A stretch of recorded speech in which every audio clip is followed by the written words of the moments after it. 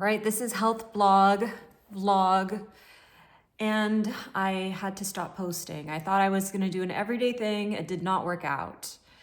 Too much effort, and I didn't need that kind of accountability, because if you're gonna make someone outside of you accountable, and yes, it can be helpful, it is very motivating, that social reinforcement, but at the same time, it takes a lot of strength to be able to have that accountability for yourself, within yourself, and not having to reach to these external sources in order to develop those kind of habits and skills that you need to trust yourself with.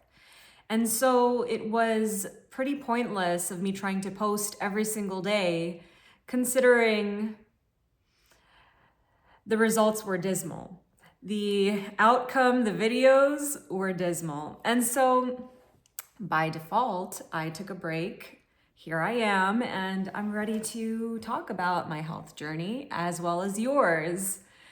So, there are so many aspects of health. There are the physical aspects, the smoothies, the exercise, the steps, which we all know. And then there's the mental health, which it can be dependent on your environment. Maybe there are places where you've had to relinquish some power, some control over your life, knowingly or unknowingly. And this causes tension. This has this cognitive dissonance that you maybe see yourself as one person, but then other people are putting labels on you and expressing that you are something else. Maybe they might even fabricate stories to validate their narrative, and people in power might continue to reinforce this idea and put pressure on you to kind of fall into their box. And so when you are an individual who has a lot of trust within yourself, and you have the belief that no matter what, everything is going to work out. But there are times when you're juggling whatever it is that is difficult in your life, the turmoil, the negative connotations, whatever it is, so many things going on within yourself and within the world right now. And so sometimes you have to take a step back and recognize that although you feel certain types of insecurities within yourself, certain types of deficiencies and imposter syndrome that has been pointed out not only through your own mind, but through other people as well, that, hey, you don't belong here. You don't deserve these kinds of human rights. And so when you're constantly being told that, and the brain is absorbing this kind of malnourishment, then we need to fight against it actually endorsing it within yourself and internalizing it in a way that now you start to act in ways that are a self-fulfilling prophecy. And so taking a step back and recognizing that we are only one speck in the world, and there are so many other people going through so many hardships that you can't even imagine. So having the ability to look through your lens that might be obscured by your biases, by your necessity to protrude as the person, the only individual who matters on this world, which you do matter, and you should consider yourself to fill your cup first and fill others as you can. But sometimes you need to delineate from these kinds of thought patterns and the wrong kinds of scaffolding that are being pushed onto you. And how do you do that? You take a step back.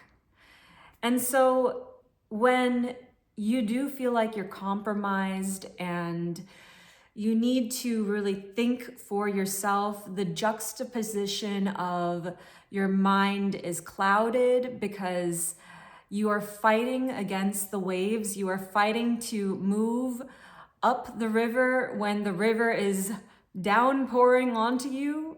Then just know you are building strength. There are people just like you, whether you believe it or not. And if you open up, if you can, and you reach out, there will be people who you will be surprised are going through things that you hadn't even imagined.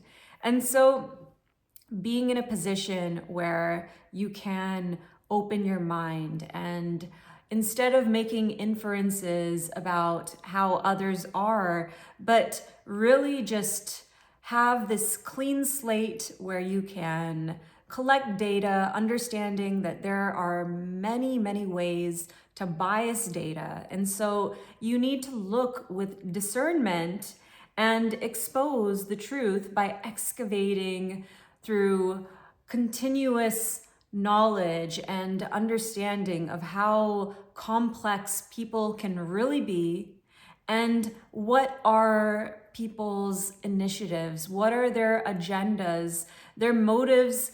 Are they in a position of power? And so in order to maybe quiet a person who is divergent from that kind of pattern that they would like, they start to put these negative images onto a person, and then it gets passed down from generation to generation, and all of a sudden we assume that, oh wow, this person is not that great, when really it is a systematic problem, and people are simply not seeing that we need to band together and maintain a sense of equality so that we're able to understand that it's not us versus them. We're all humans. We're all in this together. And so there is, of course, going to be levels of hierarchy. There are going to be people who will tax you for being a certain way, and they're doing so to maintain their hierarchy because maybe they see you as someone who is audacious, who is going to stand up for what they believe in. And it's unfortunate because the colossal systematic oppression that might be occurring is this language that is so nuanced. Most people don't understand the portrayal because it is working through silence and being able to expose a person, kind of like how the news will take anything and they will just twist it so that they can paint the portrayal of a narrative that serves their purpose or their agenda. And so it's easy to assume that, with all of this going on in the world right now, there are many people who are going to be struggling with their mental health, which might seep into their physical health. And then there are people that are strong enough to try and gather these individuals and help them realize that you are not alone.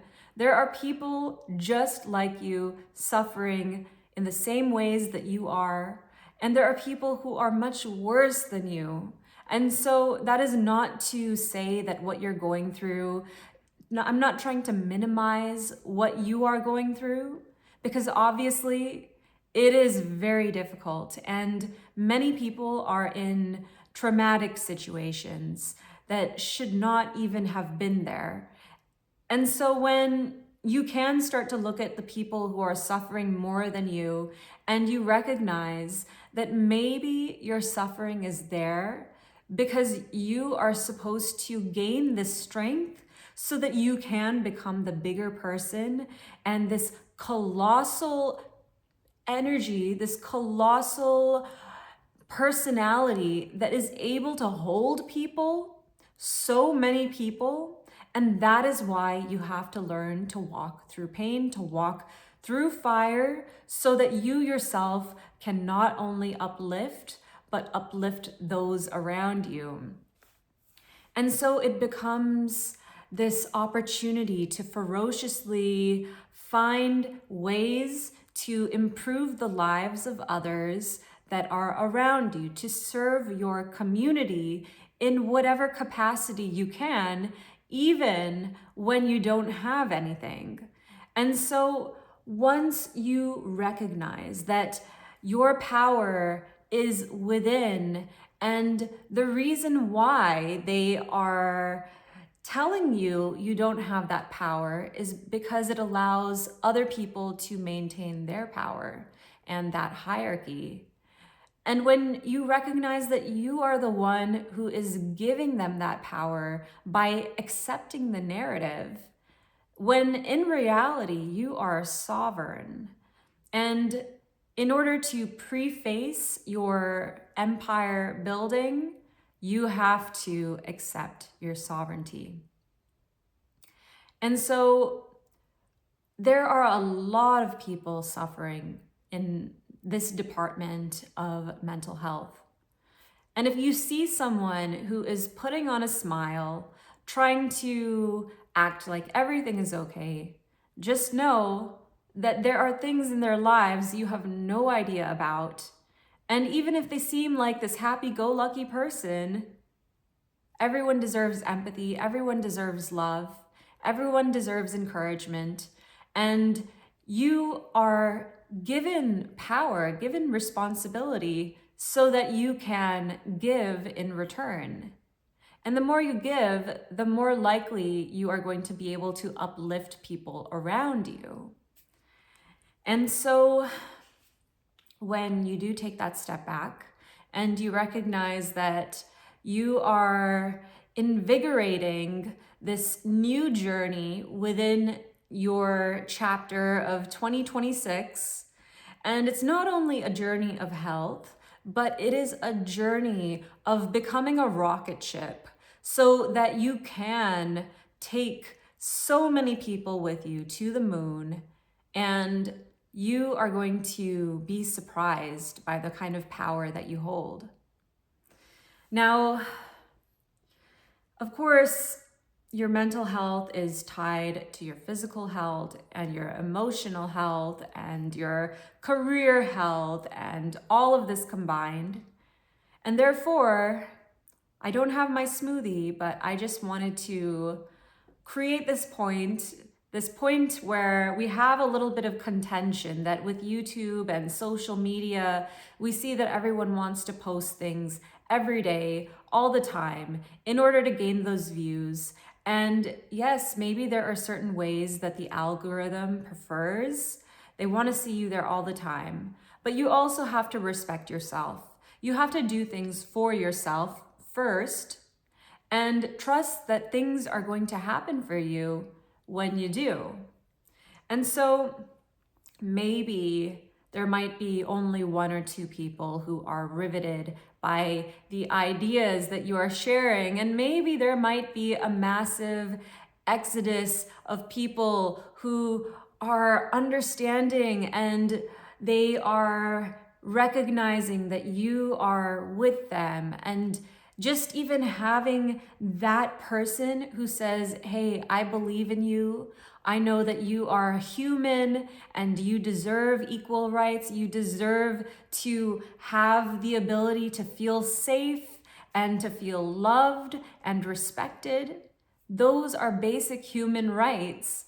And so when you can simply just stand up for a person and show them that you believe in them, then that means more to a person than you can ever know. Maybe that might even be the catalyst.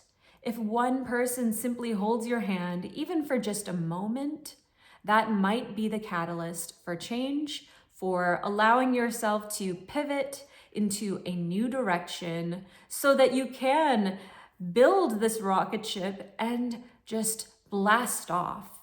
So, it takes a lot of gumption. It takes a lot of flying blind and trying different things, respecting yourself, because sometimes you're not going to be in a place where you want to be posting constantly. And sometimes the serendipity is good because then people are not knowing what to expect. So there's always two sides of the coin. And I really, truly, humbly believe that if you continue to do things for yourself, respecting yourself first, respecting your needs first, having that consent within yourself first, and then when you produce something, you're doing it out of passion, you're doing it out of love, and that is something worth doing, versus if you are robotic and simply doing things because you're supposed to do it. And of course, there are certain aspects of life where we do need to be a little robotic. We do need to have those systems in place where now we are just doing things when we don't want to do them. But also having a sense of balance where, of course, if you're building habits, they're going to be fruitful in your future. Make those robotic, make those habits atomic habits that you have systematically implemented into your schedule. No problems with that. But if you are looking for that creative aspect where now you need to respect yourself and you need to understand that sometimes we take space and sometimes we like to collaborate. Sometimes our collaborators might push too far. And so sometimes we do take space. And, really being able to recognize what is consent within yourself, what is consent to another person, and having that ability to create relationships that are based on mutual trust is so important, because now, especially for people who are in demoralized situations and maybe authority figures had dehumanized them in certain ways, and so that takes away your autonomy, that takes away your sense of control within your own humanity. And so working with these kinds of individuals requires a certain delicate type of love, and it really depends on communication, on understanding whether that person needs to be in the driver's seat and they need to be the one to make the decisions, or if they are okay with someone else taking control after they've already had other people take their control and their autonomy. So you see what I'm saying? Basically, it's about recognizing how to read the situation. What are people's needs? Putting them first before what you think their needs are. And sometimes that is a difficult thing to do, because maybe even as parents, we think we know what our children need and want. And there is this benefit of putting up those side walls so that you can contain them and they can be creative within the container. But then there is a certain point where you have to trust that they're going to fall, they're going to experience bad things. And you kind of just have to let them go through that. Of course, you want to protect them as much as you can. You want to give them the tools, the knowledge, the ability to find ways to live the best life. You want to give all of that within you to them. But then at the same time, you have to recognize once you let them go, they're going to have to do what they need to do, what they think is right. And that is the beauty of the journey to unfolding.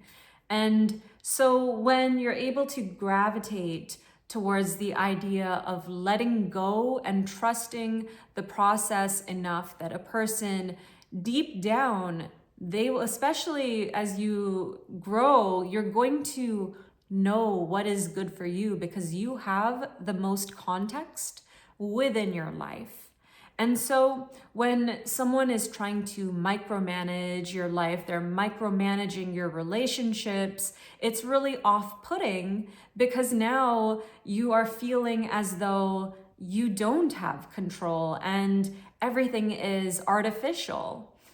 So as orchestrated as that is, it might be good in the eyes of the orchestrator because they feel like they are creating those systems.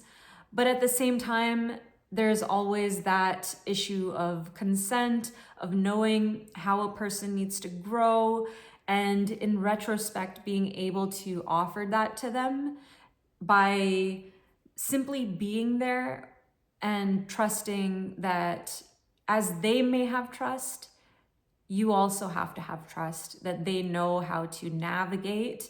They are the captain of their ship. And so, it's this very delicate relationship. And that's what it is with your health. You always have these kinds of delicate relationships, maybe within your family structure, maybe within your community, maybe within your jobs. And it's all about understanding how this ties into your mental health, which then seeps into your physical health and so on. So having the ability to emulate this sort of empathy that will allow others to nourish your life, but only to the extent that you are ready for that. And for you to do the same for others as well, to see them, to meet them where they are, instead of overpowering them. And so when you become proficient in this kind of language, then it becomes easier to really navigate the nuances of your health, because once one ball is rolling and now you're building the snowman, and all of these things seem to be just coming together, because once you have a sense of self, that you respect yourself, you trust yourself, and that comes through those tiny little actions, those tiny little wins during the day, slowly building that relationship with yourself, but also building that relationship with other people around you. And so you see, they are mirrors of each other, because you can't have those relationships outside of you being those good, loving, healthy relationships if you don't have that within yourself. And when you do have that within yourself, but you're still struggling because you recognize that other people might not have healed internally in the ways that you've healed. And so maybe there might be instances where they do still have insecurities, and they are maybe finding ways to address those insecurities by creating these circumstances of harm and hostility and helping others band towards their group and raining down hostility onto you, so that they can now gaslight you and fabricate and create these instances where you are vilified. And so we have this in-group, out-group dynamic. It's not just about healing yourself so that your relationships will reflect that, but it's also about recognizing that maybe there are going to be people who will not be able to meet you where you are. And so you also have to prune people out of your life when you recognize that they're not growing at the same rate as you, or at the same direction as the same direction as you. So health, it's so much more than having a smoothie. It really has a lot to do with every aspect of your life. And so if you're not consistent in one area, like I have not been consistent with my smoothies, but I have been consistent in my emotional well-being, in nourishing my mental health, in nourishing parts of my physical health. And it's even if you have come to a baseline where you are a happy person and you are excelling and thriving, even though you might sometimes feel like you're in the clouds and it feels like you're moving backwards, but deep down, you are moving forward, because of course, you've built so much within yourself that how can you ever move backwards? So recognizing your power to persevere, understanding that you are a bulldozer and anything that comes in your way, you are going to just push it out of the way, because now you are on a mission. You understand your why, you understand the bigger picture, you see the people who are not as privileged as you, and so you know that you are in a capacity where you have certain powers and in tandem certain responsibilities that other people don't have. And so being able to continue to use yourself instrumentally to help others, to serve others, allows you to bypass any sort of negativity that is being thrown onto you. And so I like to think about it like Harry Potter.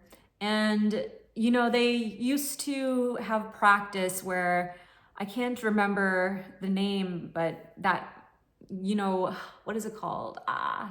There's that Bogart, I think, and he does the magic spell, and all of a sudden it turns into something funny. And so being able to have that kind of humor in your life, that, you know, something that might be scaring you, something that might seem intimidating at first, that seems powerful, but in hindsight, as you grow and become a better and stronger person, you're going to laugh at the situations that you thought were hard. And then there is the time where Harry Potter and his friends, Hermione, Ron, they all have to hold the Horcruxes, and I think it was the necklace. So, you know, it creates so much negativity and pain within themselves. And so everyone is sharing, they're taking turns wearing the necklace. And so really having that sense of community and recognizing the power of the cinema, the power of imagery, the power of being able to advocate and educate and help people recognize that we are all in this together. And even recently, I watched this movie, The Woman King, where it talks about the hardships of women and really just so much pain and so much sacrifice, and what it means to really have this sisterhood where you are loved. And if someone is telling you that, hey, I'm gonna be this, I'm gonna do that, I'm gonna be amazing, and you're not gonna say, hey, so am I, you're going to boost them up. You are going to be their cheerleader and not take the limelight. And I thought that was so beautiful. There are so many lessons that you can find in movies. And so, yes, we are going through this age where it's unbelievable what is happening in the world. But we also have these movies, we have the people around us, we have all the little things that are helping to uplift you. And so you have to take that positivity and amplify it in your life. Focus on that. Yes, there's going to be darkness. There's going to be those, what are they called? You know, those, like, they're like those little demon things, the flying in Harry Potter, you know, like, yeah. But I don't know. So I feel like in order to understand why we are here on this planet, we have to understand how we can serve others even when we have very little for ourselves, even when we have to take the courage to do so, because when you do stand up for people, you stand up for what is right, there are going to be a lot of people who might put you down. And it's risky, it's dangerous, but you are in a position of power. And so it is your responsibility to help other people shine, to uplift others. Of course, you want to focus on yourself, your own nourishment, and that is the health. But also be okay with taking a step back, because now, in order to have that symbiotic relationship, you have to take care of both parts. So with that, I bid you adieu. Lots of love and good vibes. Peace. Let's make some magic.